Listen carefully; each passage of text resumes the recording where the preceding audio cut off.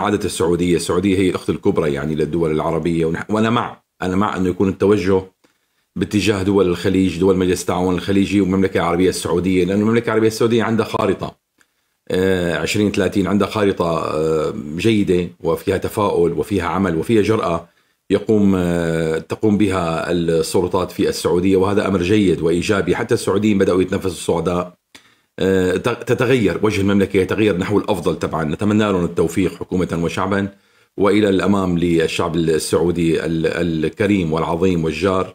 ونتمنى أن نكون حلفاء وشركاء كسوريين بكل مكوناتنا وأطيافنا مع الأخوة بمجلس التعاون الخليجي، ونتعلم من يعني التجربة الناجحة التي قامت بها كل دول مجلس التعاون الخليجي للإنماء والإعمار والنهوض بهذه الدول إلى مصافي دول متقدمة اقتصاديا ومنافسة أيضا. نتمنى التوفيق، ونتمنى التوفيق للسيد أحمد الشرع بمهامه، كونه رئيس الآن مؤقت منتخب من قيادة مجلس الثورة، يعني هن العسكريين. نتمنى أن يكون يعني الوعود التي يعد بها خيرا، وأن تؤتي ثمارها على الأرض قريبا. نعم، بلد مدمر مخرب، فوضى سلاح، انتقامات، خارب البلد، فساد، ترهل، أيامي بسوريا كثير وضعها سيء يعني. فالجماعة عم يحاولوا، هذا الموجود عندنا، ما عندنا غيرهم على الأرض الآن أمنيا عسكريا. هدول الموجودين، هدول أولاد البلد الموجودين اللي أكثر قدرة من غيرهم على إدارة الأمور بالوضع الراهن وفق ظروف سوريا الحالية. هل هذا يعني هذا المنصب، في ناس عم تحكي عن منصب رئيس جمهورية، هل هو شرعي؟ لا طبعا ليس شرعيا، مو منتخب من السوريين، لكنه سلطة أمر واقع، سلطة انتقالية عليها مهام بتأديها. نراقب المشهد.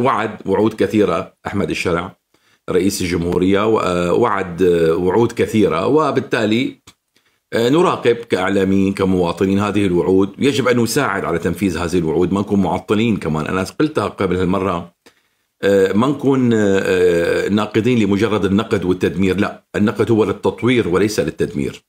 وعندما نقول هنا في فساد، وهنا في تجاوز، وهنا في غلو، وهنا في موضوع غير شرعي، وأبو عمشة الحرامي قليل الأدب، اللص كيف بتدعوه وكيف تتعاونوا مع مرتزقة تركيا والمرتكبين جرائم حرب وبتحطوهم ضمن جيش بدمشق ويفوتوا يدنسوا القصر الشعب.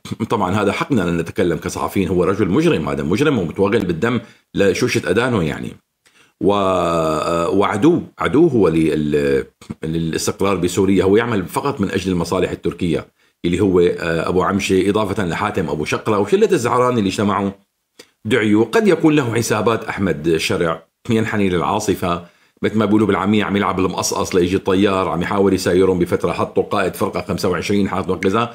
أنا لا أقبل بذلك، وهذا مرفوض جملة وتفصيلا. لكن ربما للرجل خطة لإبعاد هؤلاء مستقبلا، ننتظر ونرى. أما مقبول ما يقومون به بمشاركة هؤلاء، أنا عن نفسي غير قابل، ولا أستطيع أن أحترم جيشا أو حكومة يوجد بين ظهرانيها أمثال هؤلاء الإرهابيين المتطرفين الذين توغلوا بدم الشعب السوري وأرسلوا مرتزقة أمثال أبو عمشة وحاتم أبو شقرة وسيف أبو بكر وفهيم عيسى والقرطة اللي بيشتغلوا مع النظام التركي في الشمال السوري.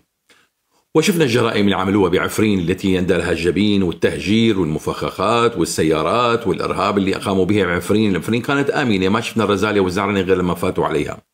كذلك ما شفنا الدعوسة على العالم والذل بترفعت ومنبج إلا لما فات عليها ميليشيات ما تسمى جيش وطني، ميليشيات المرتزقة التركية.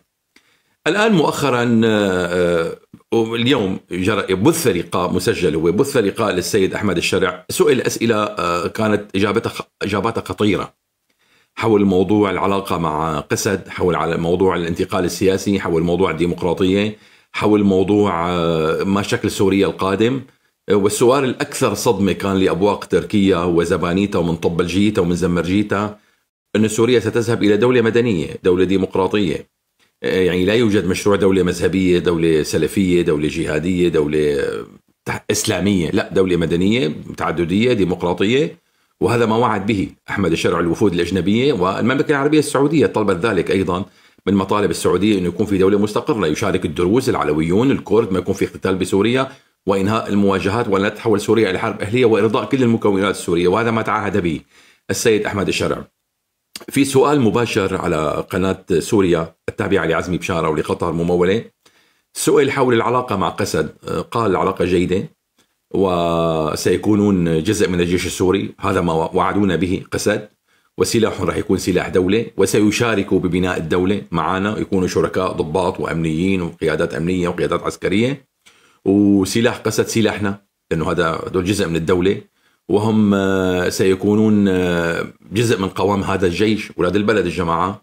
والمفاوضات بيننا وبينهم جيدة وإيجابية، وقسمنا عدة سلال، يعني بعض الأمور اللي فيها نوع من الإشكاليات أو بحاجة إلى تفاوض عم نتفاوض على جزئيات معينة، وشكلنا لجان مختصة والأمور بخير. وهو سألوا المذيع ما الذي يعني تفهمتم علي. من هون لفت نظري أحمد الشرع الرئيس الشرع. بدي أقول الرئيس الشرع اليوم، أنا مصمم إني أقول الرئيس الشرع لأني سمعت منه كلام عجبني. أتمنى هذا الكلام يطبق على الأرض. إن طبق على الأرض والله هذا الرجل يستحق الاحترام. إن لم يطبق هذا الرجل عم بيعنا كلام، لكن على الأغلب أعتقد سيطبق، لأني عم بقرأ بالعين وبلغة الجسد في مصداقية وجدية بالتعامل مع الملفات الخطيرة بسوريا.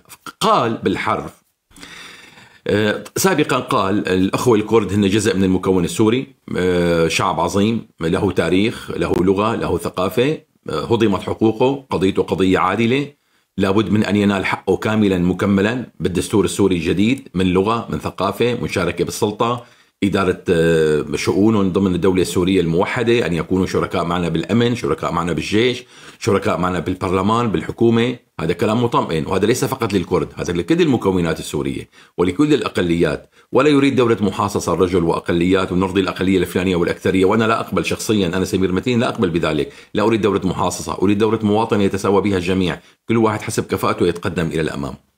كلام من أجمل ما يكون. أنا بالنسبة لي قرأته، يطبق أو لا يطبق هذا يعني برسم الأيام القادمة، وسنساعد على تطبيقه، لأنه أنا من الناس، من الدعاة، أنا من الدعاة لأنه يكون في تفاوض بين كل المكونات السورية. أنا ضد الاحتراب، ضد الاقتتال. أنا على عكس كل ما ترونه من منطبلجية وأبواق ومن طوبسجية اللي بيطلعوا بيقولوا سنأتي ونحرر بالقوة، جايين يا قسد، سندفنكم، سنفعل، سنقيم، الله حي البيرقدار، الله حي تركيا. الحقد الصدامي والبعثي والعشائري والدعدوشي والمعموشي والمتطرف وجماعة تركيا وجماعة الإخوان عم يشحنوا بها العالم. نحن لا نمشي بهذا المسار. كل إنسان سيحاسب التاريخ، والدولة قال لاحقا ستحاسب كل من دعا إلى الحرب، كل من دعا إلى القتال، كل من شحن وقال كلاما يؤدي إلى يعني احتراب طائفي. اليوم قالها أحمد الشرع، قال القانون الجديد، قانون الحريات، سيحاسب ستوضع قوانين، وبتمنى يستعجل فيها هي الجزئية. سيحاسب كل من يحرض على حرب، كل من يسيء لمكون، كل من يسيء إلى طائفة لفظيا أو كتابيا أو من خلال السوشيال ميديا، سيتم محاسبتهم وفق قوانين سورية صارمة رح تكون بهذا الاتجاه. ويتهجم ويتحكم على الإعلاميين والشتم والذم والقدح، هذا يعني يصدر قانون قريبا بملاحقة كل هؤلاء. واليوم قسد أعلنت إدارة العمليات العسكرية بشرق الفرات والحكومة المؤقتة بشرق الفرات، أعلنت عن إصدار قانون لملاحقة ومحاكمة وتقديمهم إلى العدالة كل سوري أو غير سوري يقوم بشتم الطوائف، شتم المكونات، يشحن طائفيا، يحرض، يشتم بطريقة تؤدي إلى احتراب طائفي وإلى حرب أهلية. وهذه خطوة إيجابية سبقوا فيها هي بالحقيقة حكومة دمشق الجزئية. وحكومة دمشق اليوم السيد الشرع قال هذا الكلام، وأنا أؤكد وأشدد على هذا الكلام. الغريب العجيب يا أخوان، عم راقب السوشيال ميديا، عم لاحظ أنه أخوكم العبد لله الفقير سمير متيني من أكثر الناس تداولا فيديوهاته على السوشيال ميديا، وخصوصا على منصة التيك، اللي فيها لقوا فيها الناس اللي مغمورين أو الناس اللي غير مثقفين أو الزعران، لقوا فيها مساحة من الحرية أو من التعبير عن زعرنتهم من خلال فيديوهات مزورة ومشوهة. هؤلاء معظمهم يدعو إلى احتراب ويشحن ضد شرق الفرات، ويشحن ضد الدروز، ويشحن ضد العلويين، ويشحن ضد الكرد، هؤلاء تلك الأبواق. يعني الغريب العجيب أنهم يقولون بأننا نحن نثير الفتنة، يعني منبرنا اللي عم يدعي لعدم القتال. أنتم بتعرفوا حتى من أيام الثورة المسلحة أنا ضد السلاح وضد العنف يعني، ضد هذا النظام، وضليت قارعه لآخر يوم من سقوطه، وأنا عم وبخ فيه يوميا بالوقت اللي كانوا المعارضة مشغولين بمشاكلهم مع تركيا ومشاكل شرق الفرات. أنا وحيد كنت عم ركز على النظام وعلى المعتقلين. تذكروا المتابعين بيعرفوا شو عم أقول. ودفاعي عن المكون الكردي لأنه ابن بلدنا وسوري ومظلوم، والظلم ما بيبني أوطان. إذا ما كان في عدل حقيقي بسوريا ما بتتقدم سوريا، بصير دولة مزدهرة، رح ندخل رد بسجال ورد بقتال. أنا ضد ذلك، والدرزي لازم